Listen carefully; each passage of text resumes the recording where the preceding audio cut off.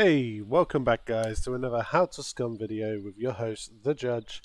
Yesterday we went through and we went and made the basics, the bow, the satchel, the spear, talked about how to load a firearm, and today we're going to work on base building. So we got ourselves a little construction outfit. You don't need this when you're base building. I picked us a nice little spot right here in B2, very close to a nice piece of drinking water. And yeah, we're going to start off and we'll see how far we get. I'm going to make the flag and the first kind of pieces of the base naturally, and then we'll go ahead and we'll admin command the rest, just kind of when you guys have got an idea of kind of how to do it. So in Scum, with the new base building, you cannot build anything unless you have a flag. So any of the flags will work, they're just personal preference for color. We'll go ahead and we'll choose this blue/cyan one. And we need 7 scrap metal, 7 rags, 1 bolt, and a toolbox. So let's go ahead and we'll just get that stuff real quick.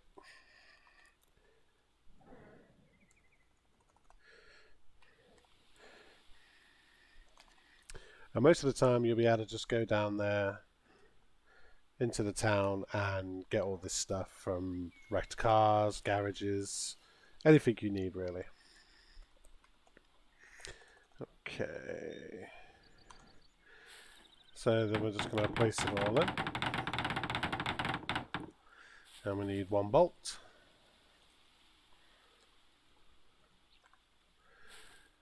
Okay. So once you built your flag, this is the most important piece of any base. So this is going to govern basically where you can build. So if you tap F on your flag, you'll see that they'll put a nice blue circle around the area that you've just claimed, and enemies or other players will not be able to build with inside your flag circle. If they get to your flag, it's basically a game of capture the flag. They can click F on your flag to capture, and in 24 hours or however long the server has it set, your base will become their base. So protect your flag at all costs. Don't leave it outside.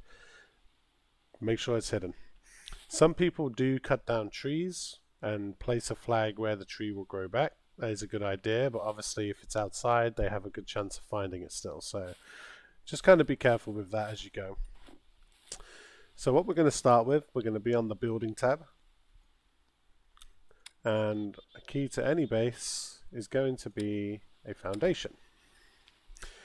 Now we're going to build just a little base just to get started. So we're going to build a little 2x2 base. And we will start right here. It's a bit high right here, so let's go ahead and we'll go right there. And we need 3 logs, 3 sticks, some rope, and a knife. So we'll go ahead and we'll cut down a tree.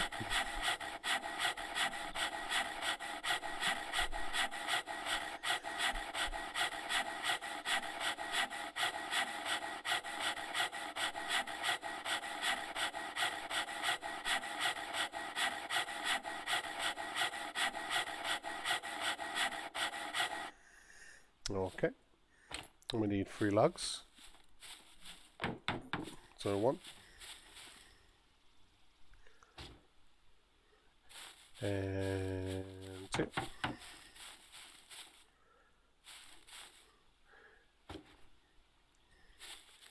and 3. You'll see I dropped my sledgehammer there. We talked about this yesterday, that if you had no spare slots, it will drop to the floor, so that's why that dropped on the floor. Now every tree should have this nice big branch which you can cut, and it will give you a load of sticks.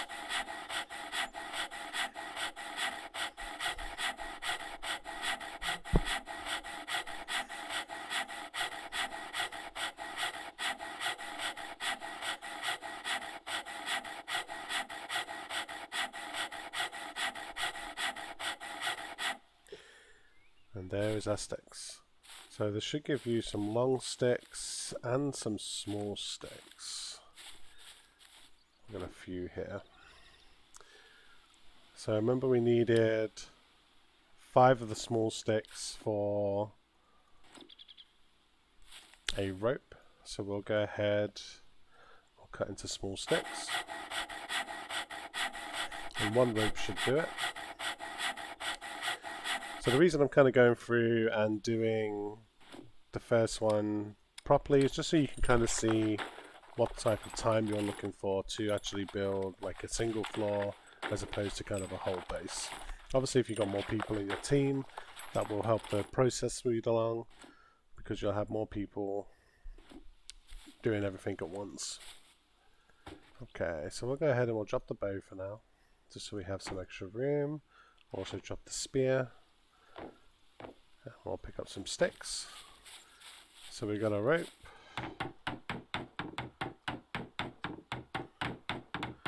And there we have it. So this is a twig base. Pretty much as you go along, your engineering will govern how high you'll be able to upgrade this. So all you do to upgrade a base is if you look at any piece of it, hold F, upgrade.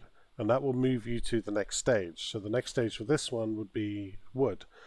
So you would need another 3 planks, 3 more logs, some more rope, and another knife. So like I said, what we'll go ahead and do now is we'll just give us the ability to build this. And like I said, we'll build a little 2x2 place, nothing too fancy, just to kind of get started. Okay, so we will build off the side right here.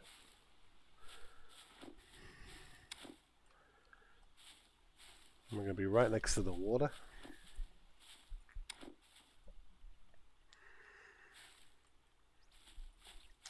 And obviously we're going to need some stairs to get up. So we can just put stairs directly on. If you are playing on kind of a PvP server, you're going to want to build like an outer wall. You'll probably have more doors. If you're playing on an RP server, then you'll probably want to go for looks and kind of make yourself kind of a nice looking area. So with the new building, all the base building snaps modularly. We can put ourselves a window in. One of the nice little tips and tricks that some people have found out is if you go ahead and you place a double door frame, okay, you can take either your low wall or your half wall and put them underneath. So we'll turn it red, but once you build it, you'll be able to build the top piece. Just giving yourself a much larger window, or if you had a balcony, that would be kind of handy. So we'll go ahead and we'll just finish this off. Got a nice little twig base going.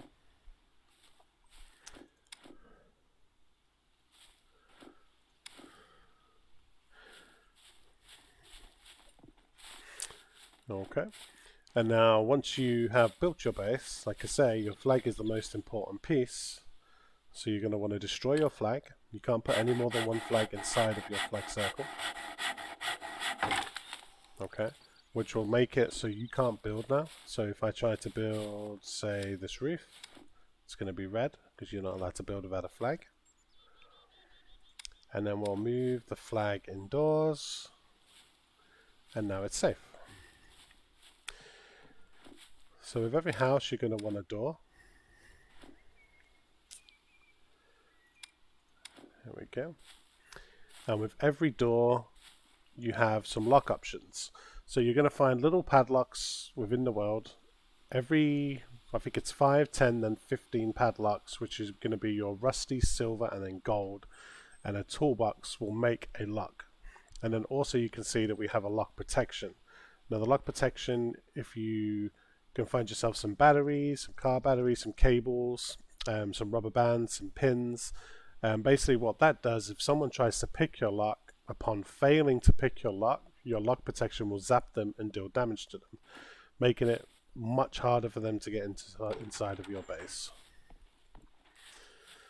Okay, so there's a few different options you can do on the top here. So if you did another 2 walls up, say we had one here and we had one here, if you put a slanted roof piece, sorry, on the side,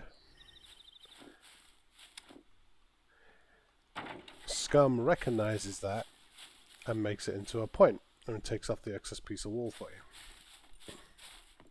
However, if you wanted to go different, you could do a roof piece and a roof piece.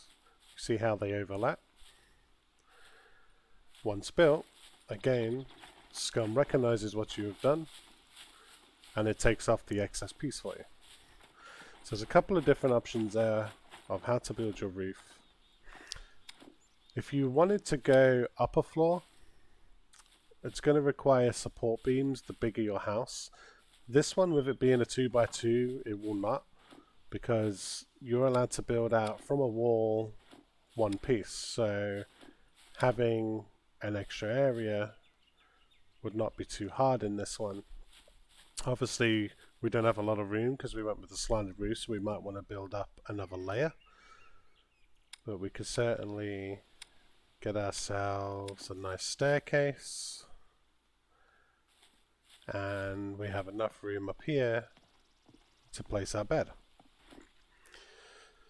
So pretty much the main things you're going to need inside of your base is you're going to need a bed, which is going to give you the ability to spawn back at your house if you die.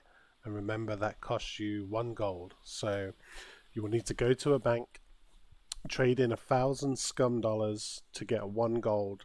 And if you die, that 1 gold will allow you to spawn back at this bed. And then the other things you are going to need is storage to store all of that ill-gotten gains or looted items throughout the world in your base. I don't recommend having too many of these inside of your base.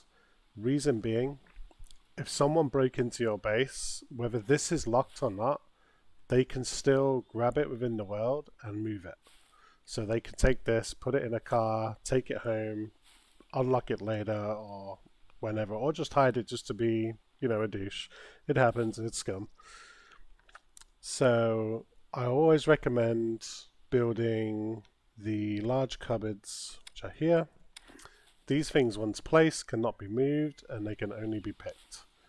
Most servers don't allow the chopping of loot, which means if they pick your box and they don't take it, they won't break your box afterwards. But some do, some don't. So you can hide them behind, like next to doors. You can lock these. And how to lock items. I don't know if we went over it with the car, but let's have a look real quick.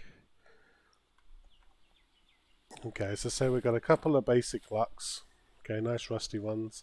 All you need to do, if it was the front door, drag your lock to the slot, the improvised cupboard, and then you can lock. A good thing is, if you are in a squad, I don't know if it allows to create one. Okay, so we can't create one on there. So if you was on a multiplayer game, if you had a squad, say for instance that you come across a guy who's wanting to join up with you, you're not too sure about him. If you hold F on your locked cupboard, you'll have more options at the bottom here, which will allow you to set it to different levels of your squad. So every new member will come in as a member. You could set this to like a level 2. So once you trust him enough, then he'll be able to open this door. It keeps it safer for you. Never give them access to your flag, just in case they do leave and try and capture it. So that's always something to look out for. And don't leave your base at twig. So once you've got your base, it is a pain to kind of build up, but go ahead and upgrade as quick as you can, at least to the next level. So we'll do that now real quick. Oh, that one was there.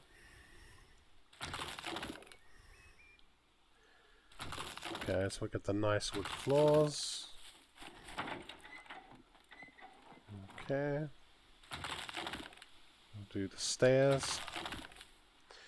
And the reason being is that there is C4 and explosives within the world, and people get pretty creative, especially when...